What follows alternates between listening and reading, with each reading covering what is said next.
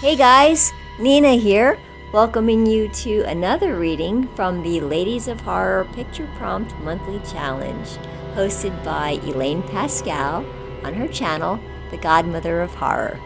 If you'd like to read along or read previously published pieces, please visit spreadingthewritersword.com or ladiesofhorror.com. In the meanwhile, enjoy the reading. Moonlight Sonata by Kathryn Ptacek. The moon dipped down through the black sky and followed me home.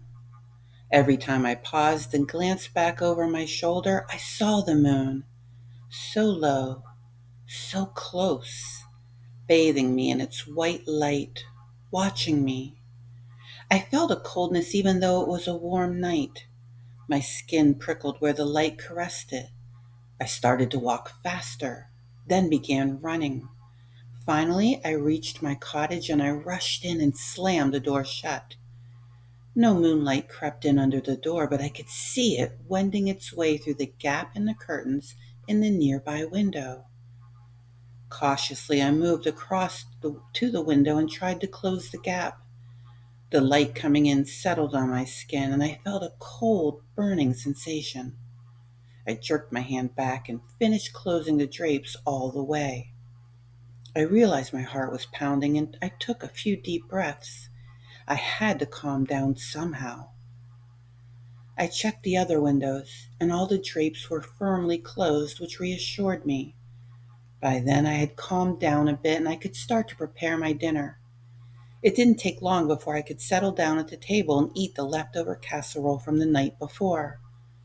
My mind kept going back to the moon. It had seemed so malevolent tonight, and I didn't know why. It had never been like that before. I had been out plenty of times at night and come home with only the moonlight to guide me. But not tonight. Something had changed. Somehow. I remember in the past waking up at night and I'd be in bed, all awash with the white light from the moon. I had relished it. The moon had been my friend then, my companion, long ago. I washed my dishes and swept the kitchen, then readied myself for bed. I checked the bedroom, and the drapes were tightly shut there. Good. I crawled into bed and read for a while, then eventually turned off the light. The room was totally dark. I breathed a sigh of relief. Not long after that, I fell asleep. Sometime later, I awoke.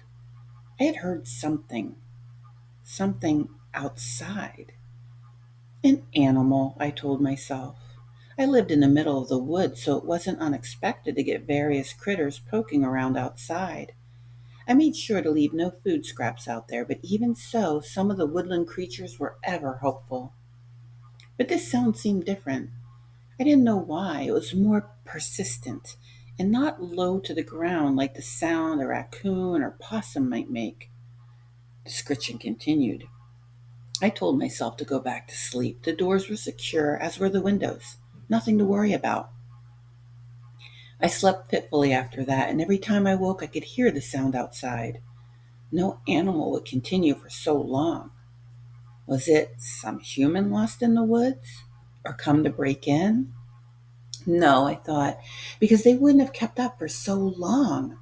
Besides, a robber would just break a window, right? I shivered. I stood up and walked into the front room. I paused and listened to the scratching at the door. It went from the threshold all the way up to the top of the door and then back in. Over and over, it never stopped. I peeked quickly out the window but saw nothing out of the ordinary. I couldn't see if anyone or anything stood in front of the door.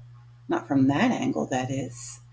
I put my hands over my ears, but I could still hear the noise, and I thought at that point the scratching seemed almost frantic. I couldn't block the sound out no matter what. Finally, I couldn't stand it any longer, and I unlocked the door and flung it wide open. And there was nothing there. No human, no animal, just the white light of the bright moon. So close, so intent. And as the light crept across the ground to my feet, I could feel the burning again. Slowly the light inched up me, and I watched as my nightgown burst into cold flames. By then I couldn't move, and it was too late as the moonlight took me in.